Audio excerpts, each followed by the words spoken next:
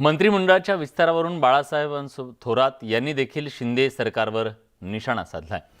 मंत्रालयाचे नाव बदलून सचिवालय करा असं बाळासाहेब थोरात म्हणाले। शिंदे आणि फडणवीसांना वाद सोडवायला दिल्लीत जावं लागतं अशी टीका बाळासाहेब थोरातांनी केली।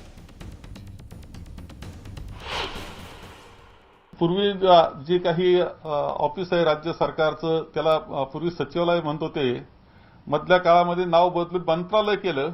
आता ती नावाची पाटी बदलावी लागेल आणि आता त्या संपूर्ण याला सचिवालय पुन्हा म्हणावं लागणार आहे। आता चालवणार कारभार सचिव चालवणार आहेत, ही वस्तुस्थिती आहे। एखादा मुख्यमंत्री आणि उपमुख्यमंत्र्यांचा शपथविधी झाल्यानंतर 1 महिना उलटल्यानंतर सुद्धा मंत्रिमंडळ न होणं हे इतिहासामध्ये सुद्धा प्रथम अशा काही गोष्टी घडतायत आणि कारभार आता सचिव पाहणार आहेत, कारण या मुख्यमंत्री आणि उपमुख्यमंत्र्यांना वेळ नाही, त्यांना दिल्लीमध्ये थांबावं लागतंय।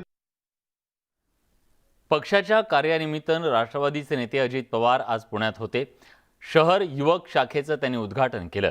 यावेळी कार्यकर्त्यांशी संवाद साधताना नुसतं संपर्क कार्यालय थाटू नका, तर लोकांना भेटा आणि त्यांची कामंही मार्गी लावा असे खडेबोल त्यांनी सुनावले।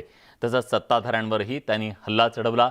उद्या जर कोर्टाचा निकाल आला तर हे सरकार जाऊ शकतं असं भाकीत वर्तवताना मंत्रिमंडळ विस्तारावरून शिंदे फडणवीसांवर त्यांनी तोंडसूक घेतलं। मंत्रिमंडळ विस्ताराबाबत त्यांच्या हाती काही नसून सगळं दिल्लीत ठरत असल्याची टीका सुद्धा अजित पवारांनी केली आहे। महिनाभर झाला आपल्याला पालकमंत्री नाहीये, महिनाभर झाला मंत्रिमंडळाचा विस्तार नाहीये। प्रत्येक वेळेस एकनाथराव शिंदे आणि देवेंद्र फडणवीसांना आमचा मीडिया विचारतो, कधी?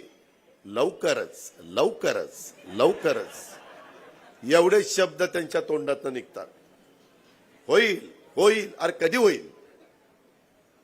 एवढ्या मोठ्या महाराष्ट्रामध्ये चांद्यापासून बांद्यापर्यंत एवढे प्रश्न निर्माण होतात, अतिवृष्टी होती, वेगवेगळी संकट येतात, निर्णय घेणार कोण?